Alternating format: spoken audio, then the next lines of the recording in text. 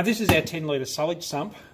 So what this does is it takes away the connection from the caravan waste to the sullage pipe. So they're not actually connected anymore if you use a sump. Inside the sump we carry water bits and pieces. Our whale pump sits in the sump for storage, and there's a pump inside as well. So we'll take that lid off. This section here just attaches straight to our sullage, where the sullage normally would connect to in the van. Just sits in there, and you'll see it's not connected to the sump at all. It just sits over the top of it. So anything that comes out of our waste just drops out of the van and directly into that sump. So what that does is inside it, you'll see that there's a pump in the middle. The pump's connected on this side to this outlet here, and on the other side there's just a straight connection that goes straight out of the sump and out the other side. So there's two outlets, one connected to the pump and one just open to the base of the inside of the container, and the water can just drain out naturally. So if we're on a flat surface and our sullage pipe is going out the back of the van where it's over here, so what we would do is we take this plug out of this side, put the plug into where the pump lives, or where the pump pumps out of that side, stick our bayonet in the open side, so it's a natural drain, and we stick the sullage pipe onto that, and then we just sit it on the ground. So where all our waste drops out of the van, it drops straight into that container, and then it just drains naturally in its own time. It cannot back up into the van. It's impossible. If it backs up, can't get out of that sump sullage pipe fast enough, it'll just overflow out of this container. It will never go back up into the van. So we will always have fantastic drainage in sink, washing machine, shower and basin. The water will just plummet out of this thing, and any drainage problems are now outside the van and not attached to it.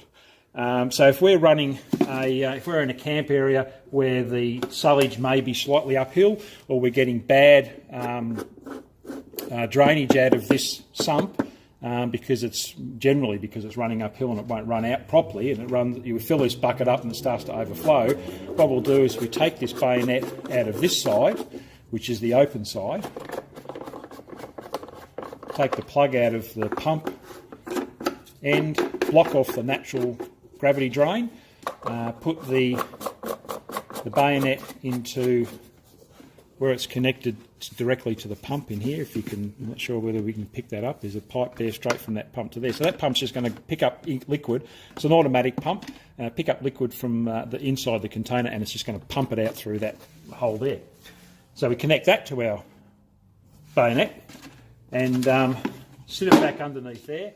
We have a 12 volt outlet, which is just up here, right next to where it comes out, so we can plug her in there. So that's now live, and it's a self-priming pump, so it'll sit there until water gets in. It'll sit there and it will do nothing. And I'll tip some water in there and show you what it does.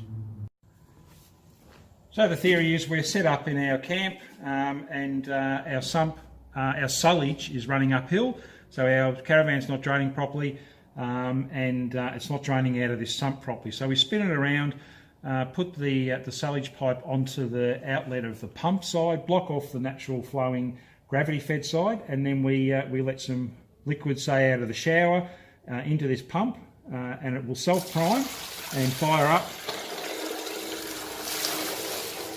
and just start shooting out water until that sump's empty. So if we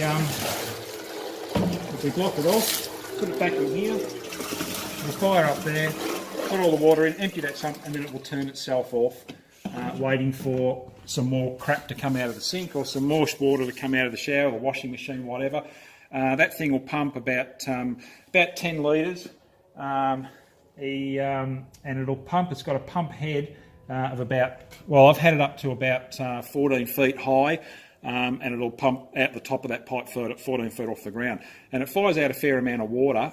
It will certainly keep up with the washing machine, which is the biggest flowing water that we have in our van.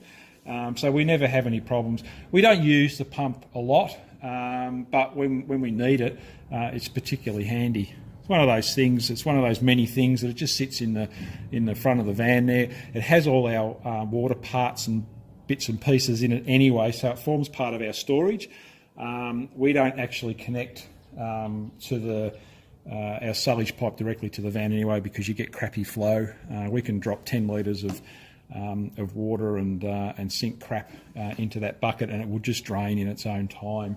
So we never get any Cocoa Pops and pasta noodles pop up in our shower, which is we have a Jayco. Jaycos are well known for it, for crap that comes dropping out of the sink, popping up in the shower, but we don't have that because we have no actual connection between what comes out of the van and that sullage pipe outlet, because it drops out of the van and hits into that sump. Another cheap and easy solution to drainage from the caravan, when you're running along the ground using the power of imagination. This white stuff is the ground, and this small area here is the inlet for the dump site. The sullage site. So we run our pipe along the ground, and we get to this point here. How do we get it in that hole without creating a blockage point or a gravity issue for the flow of water out of the caravan? We shove it down that hole, and we get this lump here. So that's going to cause us problems with our drainage, because we need free-flowing drainage. We need the water to run out continuously to get that flow and to get that vacuum to pull the water out behind it.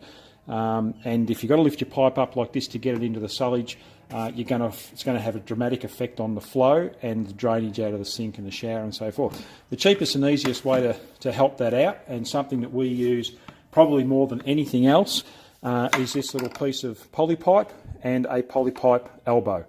That just pokes into the end of the waste pipe, drops down into the sullage, keeps your pipe nice and flat, and it drops straight down. It actually holds it in there into the sullage outlet, and the most important thing is it keeps the pipe flat, and that is vital if you want to get a nice flow of drainage out of all the sinks and washing machines and the shower and so forth. It's vital that be flat.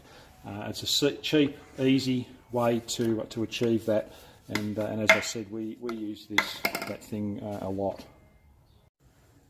We carry about 20 feet of sullage pipe, which is the smooth bore sullage pipe, not that cheap crap that's got the ribs inside it, which catches all the food and so forth. We carry about 20 feet in the toolbox at the front of the van, which we use most of the time, and if we need any more, you find places in and about the van where you can carry things that you don't use a hell of a lot. Some people carry it in the chassis rail. So if you go up underneath the van, you'll find here, just there's a empty chassis rail. You might be able to get a piece of PVC plumbing pipe and feed it into that chassis, and because you don't want water going in there. You don't want you put your waste pipe straight into the chassis and then have the water just oozing out of it all the time. So you put a piece of PVC pipe in there with the end capped off at the other end, and the end poking out at this end, and shove your sullage pipe in there. It won't fall out.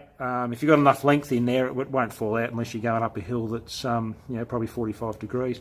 For us, we've got 2 lengths of waste pipe sitting in the bumper bar. We did have 3, but somewhere around Australia is an 8-foot piece of pipe.